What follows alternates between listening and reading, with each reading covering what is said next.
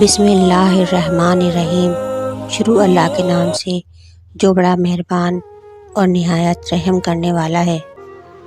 میرے محترم اور عزیز بہن بھائیوں، آج کی ویڈیو میں آپ کے ساتھ میرے آقا حضور اقدس صلی اللہ علیہ وآلہ وسلم کے معجزات شیئر کرنے والی ہوں، جسے سن کر آپ کا دل اور ایمان تازہ ہو جائے گا۔ پہلا معجزہ جس کی مثال نہیں ملتی، سورج کا دوبارہ طلوع ہونا۔ تو میرے بہن بھائیوں، سورج کا طلوع ہونا یعنی سورج کا دوبارہ سے طلوع ہونا یہ ایک ناممکن سی بات ہے، لیکن یہ میرے آقا حضور اقدس صلی اللہ علیہ وآلہ وسلم کے معجزات میں سے ایک بہت بڑا معجزہ ہے۔ اسماء بنت قیس رضی اللہ تعالیٰ عنہ سے روایت ہے کہ نبی کریم صلی اللہ علیہ وآلہ وسلم خیبر کے قریب مقام صحبہ میں تشریف فرما تھے۔ اس دوران آپ صلی اللہ علیہ وآلہ وسلم پر وحی نازل ہوئی۔ آپ صلی اللہ علیہ وآلہ وسلم کا سر مبارک حضرت علی رضی اللہ تعالیٰ عنہ کے زانوں پر تھا۔ آپ صلی اللہ علیہ وسلم حضرت علی رضی اللہ تعالیٰ عنہ کے زانوں پر سر رکھ کر سو گئے۔ حضرت علی رضی اللہ تعالیٰ عنہ نے آپ کی نیند میں خلل نہ ہو اس کے سبب آپ کو اٹھانا مناسب نہ سمجھا۔ آپ نے عصر کی نماز ادا نہیں کی اور محمد مصطفیٰ صلی اللہ علیہ وآلہ وسلم کی نیند کی وجہ سے اپنی جگہ سے حرکت نہ کی۔ جب آفتاب غروب ہونے لگا تو حضور صلی اللہ علیہ وآلہ وسلم نیند سے بیدار ہوئے اور حضرت علی رضی اللہ تعالیٰ عنہ سے پوچھا کہ تم نے عصر کی نماز پڑھی؟ حضرت علی رضی اللہ تعالیٰ عنہ نے عرض کیا کہ نہیں۔ چنانچہ حضور اقدس صلی اللہ علیہ وآلہ وسلم نے اللہ رب العزت سے دعا فرمائی کہ اے اللہ، یہ علی تیری اور تیرے رسول صلی اللہ علیہ وآلہ وسلم کی اطاعت میں مشغول تھے، تو سورج کو واپس لوٹا دے۔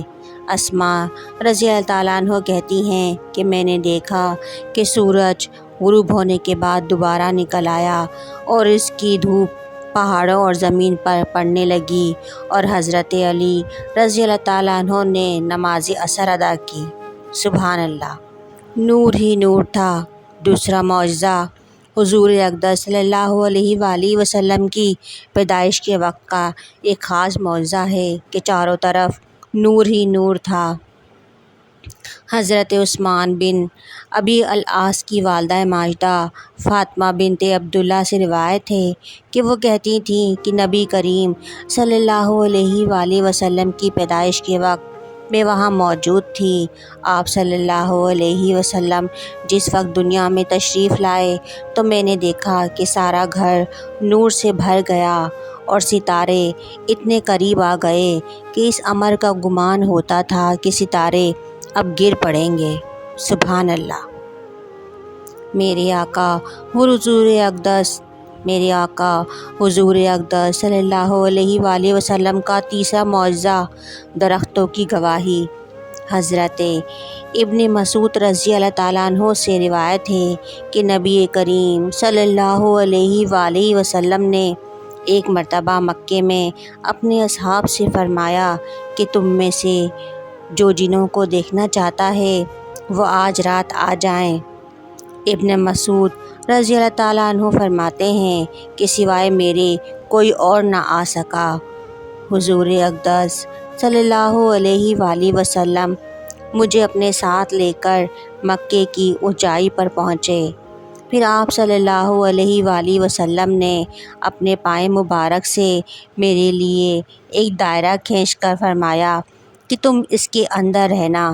حضرت ابن مسعود رضی اللہ تعالیٰ عنہ کو اس دائرے میں بٹھا کر آپ صلی اللہ علیہ وآلہ وسلم آگے تشریف لے گئے اور ایک جگہ کھڑے ہو کر قرآن پاک کی تلاوت شروع فرما دی۔ اچانک ایک بڑی جماعت نے آ کر آپ صلی اللہ علیہ وآلہ وسلم کو گھیرے میں لے لیا اور میرے اور آپ صلی اللہ علیہ وآلہ وسلم کے درمیان وہ جماعت حائل ہو گئی۔ میں نے جنوں کو یہ کہتے ہوئے سنا کہ تمہارے پیغمبر ہونے کی کون گواہی دیتا ہے؟ قریب ہی ایک درخت تھا اور حضور صلی اللہ علیہ وآلہ وسلم نے فرمایا کہ اگر یہ درخت گواہی دے تو تم مان لو گے؟ جنوں کی جماعت نے کہا ہم مان لیں گے۔ اس پر آپ صلی اللہ علیہ وآلہ وسلم نے اس درخت کو بلایا جو قریب ہی کھڑا تھا۔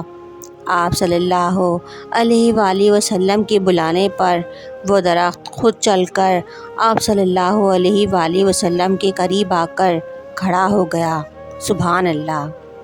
اور آپ صلی اللہ علیہ وآلہ وسلم کے پیغمبر ہونے کی گواہی دینے لگا، اور وہ سارے جن آپ صلی اللہ علیہ وآلہ وسلم کی نبوت پر ایمان لے آئے۔ سبحان اللہ! امید ہے کہ آپ کو ہماری آج کی یہ چھوٹی سی ویڈیو پسند آئی ہوگی۔ اگر ویڈیو پسند آئی ہے تو اسے لائک کریں، شیئر کریں اور چینل کو سبسکرائب لازمی کریں۔ شکریہ۔